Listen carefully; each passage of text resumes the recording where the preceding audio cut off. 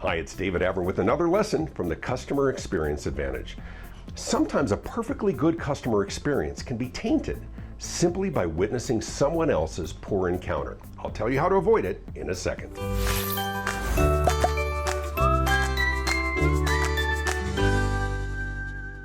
I think we're all a little voyeuristic. Our ears tend to perk up when we hear a couple arguing in a restaurant, or an uncomfortable encounter between a customer and a business owner, or a clerk, or a waitress.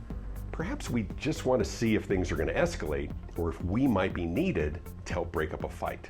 Now, what I find fascinating is that often our own impression of how our experience transpired is impacted by how we feel others were treated during their customer journey. In fact, in a landmark 2014 study, researchers observed that when a person witnessed a fellow customer experiencing what they called a service failure followed by a poor recovery, it significantly lowered their perception of fairness and reduced the chances that they would come back themselves. The study even showed that customer that was having a good experience, that experience was diminished in the mind of the customer if they witnessed another having a negative experience. Now, the implications of this are profound. Not only do we have to make sure that our customers have a positive experience, which we do, we have to make sure that issues are successfully resolved for someone else, or that we handle these tough situations out of public view or out of earshot. But I think this goes beyond challenging encounters.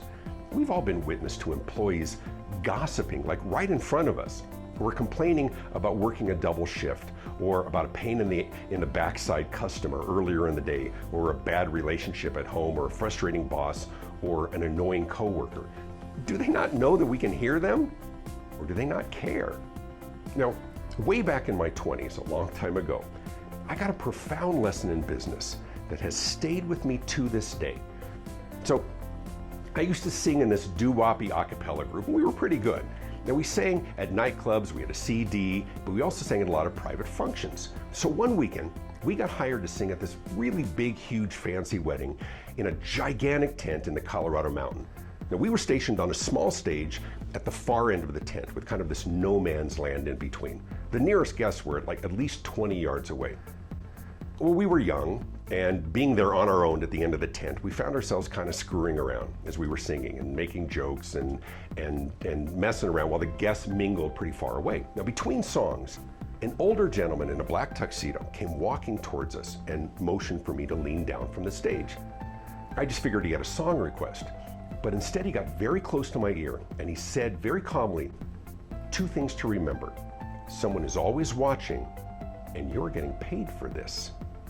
And with that, he walked backwards with his eyes locked on mine, raised an eyebrow, turned and left to join the others. Honestly, I wanted to throw up. Because you know what? He was absolutely right. And I was ashamed.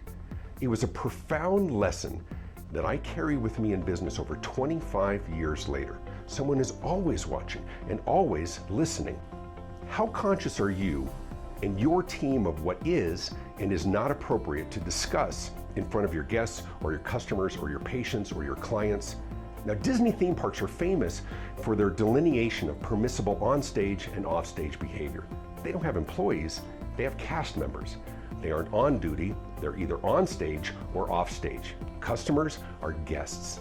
When cast members emerge from what they call the underpark to join the guests, they're considered on stage.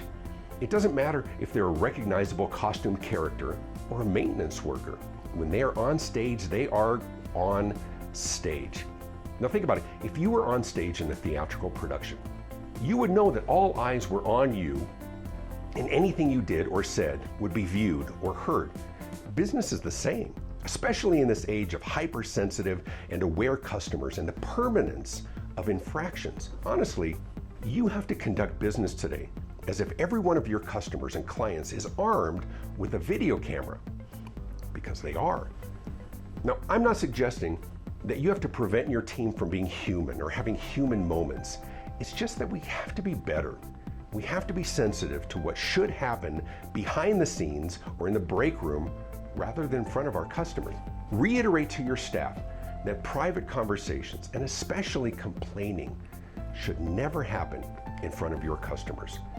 And we have to find a way to accommodate unhappy customers more than ever before. It's hard, but remember, the walls often have ears, and so do your other customers.